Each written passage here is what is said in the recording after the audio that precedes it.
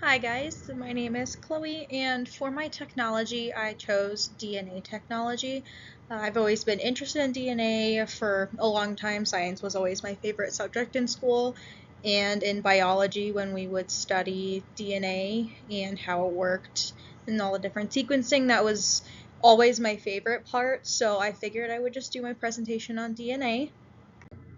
There are two different types of DNA.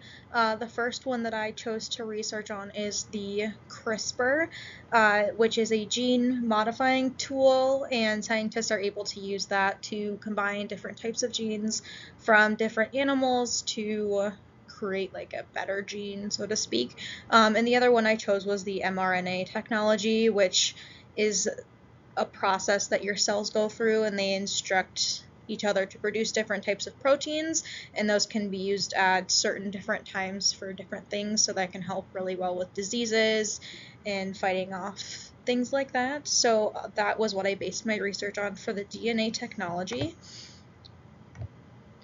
So for base one, it's asking about the current development of these different technologies. So for the CRISPR, currently it is evolving into getting changes done without cutting the strand at all. That was how CRISPR started, was cutting different parts of genes and recombining them, almost Frankensteining them in a way. But now it's kind of evolved into not having to cut different parts out, and they can just extract the genes and put them together.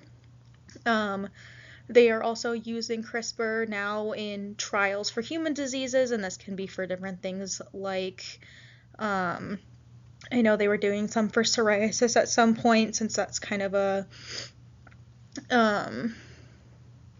disease that starts kind of in the genes with an autoimmune condition. So I know they were doing that, as well as like sickle cell disease. So that's currently where CRISPR's at. mRNA, they are using that to make better vaccines with lots of different types of viruses, and they are really focusing on that with like COVID-19 recently, and they were also doing it with like the measles and all that other stuff. The excitement is here because we are coming a long way with genes, and we're understanding them now more than we ever did before, and all this new technology is really helpful. So I made a little table that kind of shows what technology is being used and how it's used kind of commercially in businesses.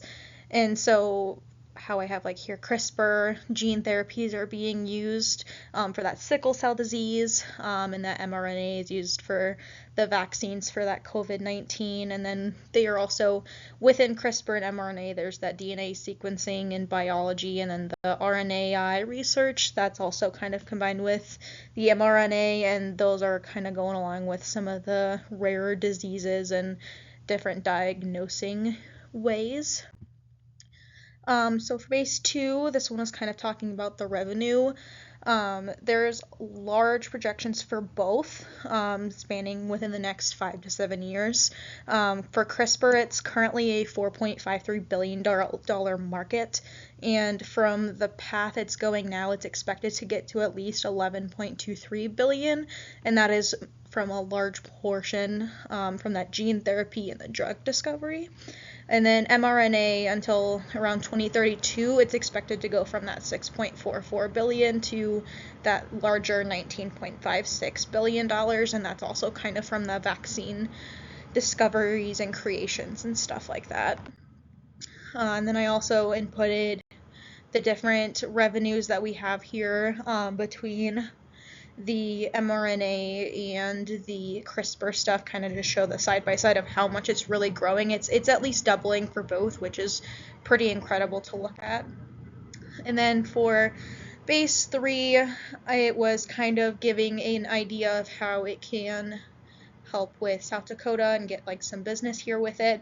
DNA is a little difficult to make like a business out of, because it's not like a commercially sold product like AI or any of that VR type stuff that we did have on the list also, but it can bring a lot of revenue into South Dakota just by making better like products. So for CRISPR, I was thinking about how we can use that gene splitting and combining to kind of help with maybe some meats. I know we sell like buffalo meat sometimes, or cattle, and we could really kind of maybe splice some genes together to make them more like weather hardy than they already are, better quality meat, stuff like that. And then for mRNA, there's a lot of stuff we can do. I know I was doing some research, and mRNA can be used to help plants better absorb nitrogen in the soil, so that could help like grow time and make it so farmers didn't have to buy nearly as much fertilizer,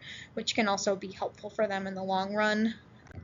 And then here are my references that I used for those revenues. That top one is for my CRISPR, and the bottom one was for my mRNA.